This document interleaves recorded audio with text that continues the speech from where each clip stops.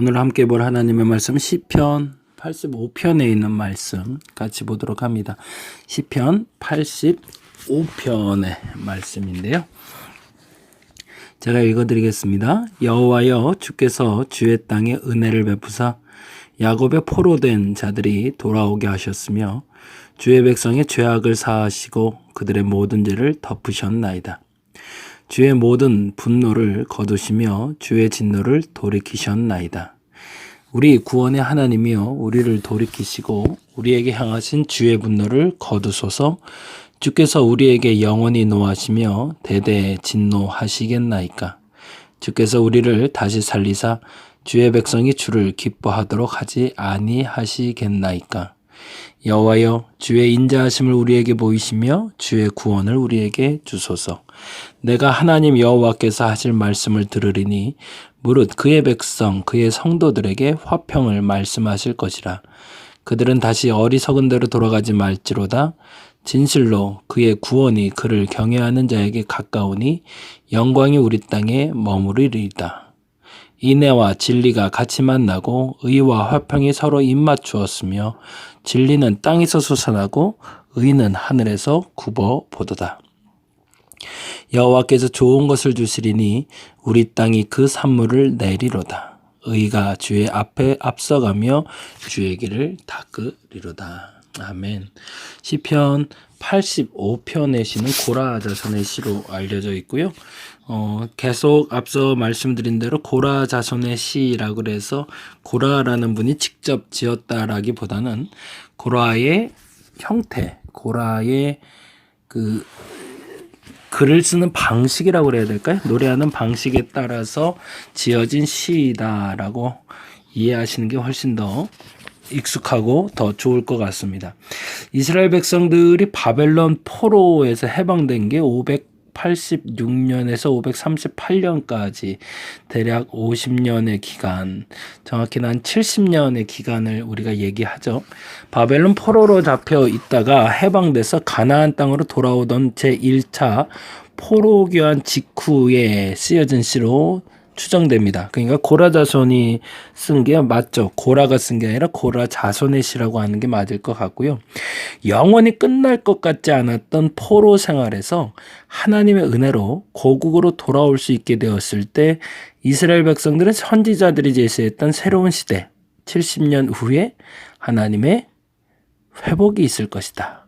그래서 그것이 곧 이루어질 거라는 기대와 소망이 있었던 거죠. 이 부분에서 참 마음이 확 와닿던 단어가 그거였어요. 영원히 끝나지 않을 것 같았던. 포로기가 70년. 70년이라는 시간이 짧으면 짧고 길면 길 수 있었겠죠. 우리나라에도 일제시대가 끝나지 않을 거라고 생각했던 사람이 많았다고 그러네요. 30여 년밖에 안 됐는데도 불구하고요. 코로나도 마찬가지죠. 2020년 2월 달에 시작되었던 코로나의 확산은 한두 달이면 끝나겠지라고 대부분 다 생각했던 것 같아요. 근데 생각보다 길어지고 있고요.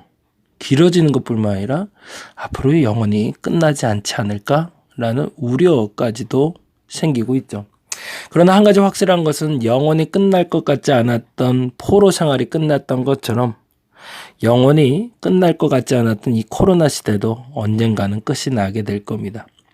그리고 하나님의 은혜로 우리가 고국으로 돌아온 이스라엘 백성들처럼 다시 돌아오게 될 겁니다. 그게 바로 1절의 이야기죠.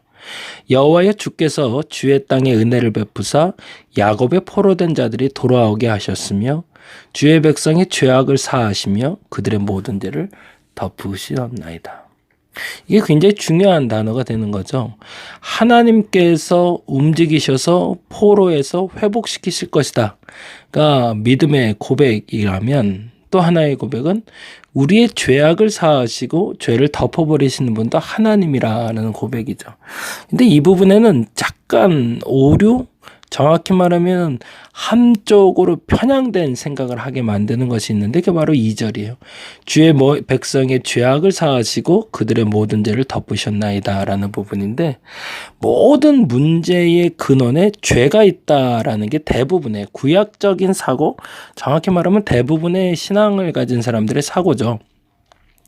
우리가 죄가 있어서 고난당하는 거고, 죄가 있어서 포로로 잡힌 거고, 죄가 있어서 어려움을 겪고, 틀린 얘기는 아니지만 모든 조건에 부합하게 맞아 떨어지진 않습니다. 욥과 같은 경우가 그랬죠.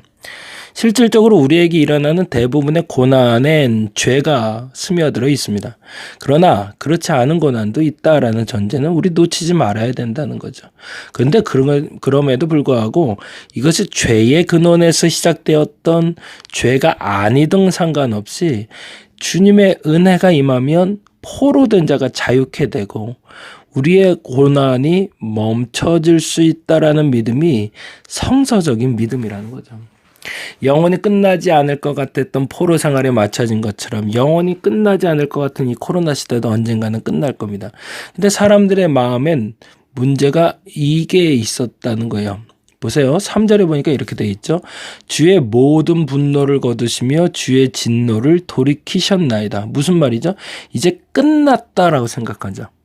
완전히 영원히 끝나지 않을 줄 알았는데 완전히 끝났다라고 생각한 거죠. 근데 문제가 생겼던 거예요. 고국으로 돌아온 이스라엘 백성들이 직면한 상황은 생각 외로 기대와 소망보단 절망과 좌절이 많았던 거죠. 왜냐하면 대외적으로는 주변 강대국이 압박이 시작되고 시작했고요. 내부적으로는 이방인과 통혼 때문에 우상 숭배가 더 만연해졌고 치안도 어지러워졌고 죄악의 문제도 신앙의 문제도 사회의 문제도 경제 문제도 그 모든 것도 회복할 수 있는 시작점이 아무것도 없었던 거죠. 우리도 마찬가지라고 생각이 들어요. 코로나가 끝날 거라는, 아니 끝날이라는 기대를 갖는 건 맞아요.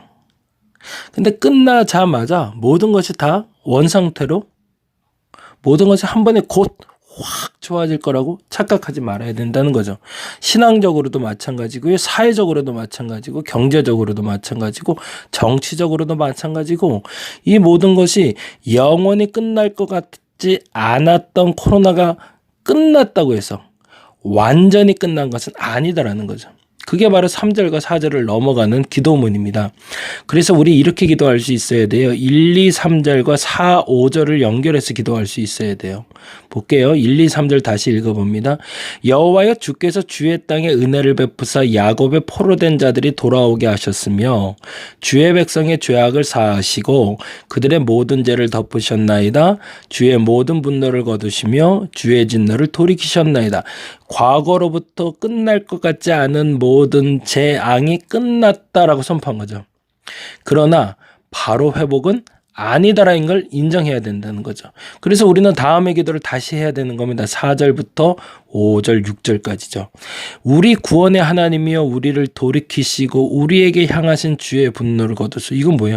남겨진 분노가 있는 거죠. 남겨진 진노가.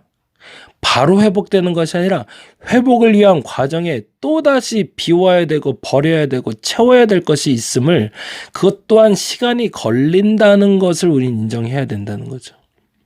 그리고 5절에 이렇게 얘기합니다. 주께서 우리에게 영원히 노하시며 대대에 진노하시게.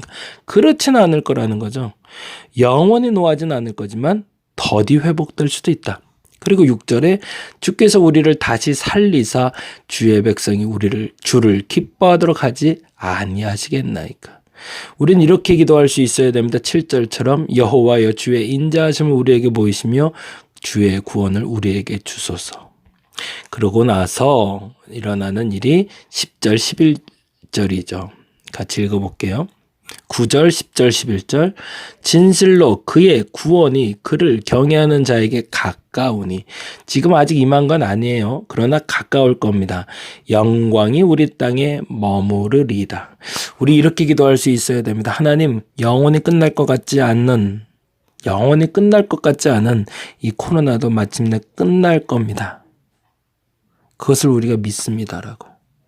그러나 또 중요한 건, 그러나 코로나가 완전히 종식됐다고 여겨지는 순간에 우리는 경제적으로, 사회적으로, 신앙적으로, 그리고 정치적인 또 다른 회복의 과정을 겪어야 됨도 인정합니다라고.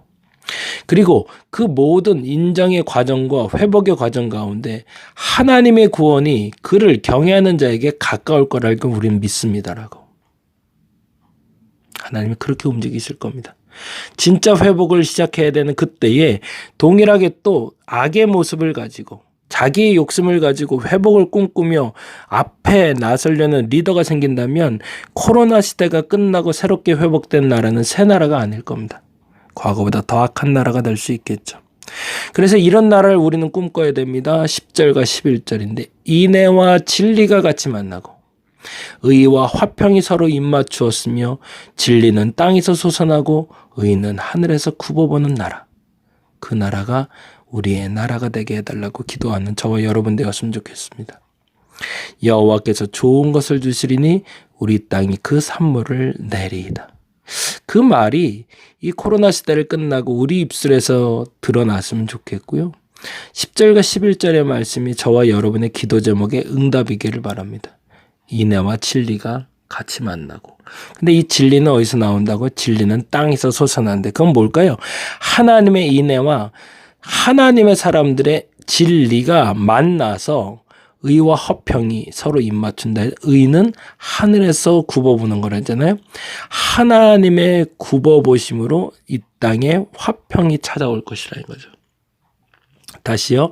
하나님의 의인애와 우리의 바른 진리가 만나면 하나님의 의가 이 땅에 내려와 참된 평화를 가져올 겁니다.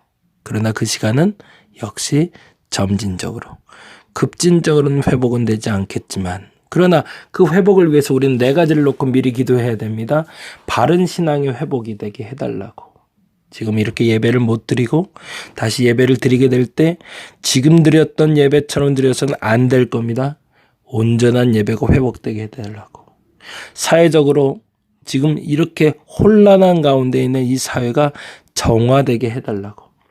지금처럼 자기의 이득을 위해서 집단적인 개인주의에 빠져 있고 이기주의에 빠져 있는 사람들이 오히려 다 이번에 홍수 나서 쓸려간 쓰레기들처럼 다 쓸려 내려가고 사회적으로도 정화되게 해달라고. 경제적으로도 마찬가지로 빈익빈 부익부라는 단어가 이제는 조금 더 감소돼서 모두가 좀 잘 평등하게 살 수 있는 나라가 되게 해달라고. 무엇보다도 정치인들이 제자리를 잡고 정말 참 정치인으로 머무르는 나라가 되게 해달라고. 그래서 인애와 진리가 만나 의와 화평을 이루는 나라, 그 나라가 코로나 시대 이후에 우리 대한민국이 되게 해달라고, 그리고 우리가 되게 해달라고 기도하는 오늘의 시작점이 되었으면 좋겠습니다. 언젠가는, 더 정확히 말하면 그 어느 순간이 되면 우리도 모르게 이 코로나 시대는 끝이 날 겁니다. 근데 이 끝을 보았을 때 우리가 부끄럽지 않기 위해서는 지금부터 기도해야 될 겁니다. 뭘 기도해야 될까요? 코로나 시대가 끝난 후에 회복은 그렇게 급하게 한순간에 이루어지지 않을 것이다라는 믿음으로, 그것도 믿음이란 믿음이죠. 점진적인 신앙의 회복과 사회적인 점진적인 회복과 점진적인 경제의 회복과 점진적인 정치의 회복이 이전과는 다른 분명한 신앙, 분명한 사회, 분명한 경제, 분명한 정치의 모습으로 세워지게 해달라고 오늘부터 다시 기도하는 저와 여러분 되시기를 간절히 바랍니다. 기도하겠습니다. 코로나 시대는 끝날 겁니다. 그 어느 시간은 반드시 끝날 겁니다. 근데 우려는 코로나가 끝나자마자 정치도, 경제도, 사회도, 신앙도 한순간에 다 회복될 거라는 착각을 우리가 갖지 말게 하여 주옵소서. 지금까지 무너진 모든 것들이 한순간에 회복되기는 어려울 겁니다. 그러나 회복은 될 겁니다. 바른 회복을 위해서 이 홍수에 쓸려간 쓰레기들처럼 잘못된 신앙은 다 쓸려 내려가게 하여 주시고, 잘못된 사회적인 가치들은 다 쓸려 내려가게 하여 주옵시고, 잘못된 경제적인 모순들은 다 쓸려가게 하여 주시고, 바른 판단력을 갖지 못했던 정치인들도 다 쓸려 내려가게 하시사 코로나 시대가 끝나고 포스트 코로나 시대가 열렸을 때는 이제는 우리의 경제도 사회도 신앙도 정치도 진짜 제대로 된 곳에서 시작되게 하여 주시옵소서. 천천히 가도 좋습니다. 지금 벗어야 될 걸 깨끗이 벗게 하시고 채워야 될 걸 채워가게 하여 주시옵소서. 감사합니다. 고마우신 예수님 이름으로 기도드렸습니다.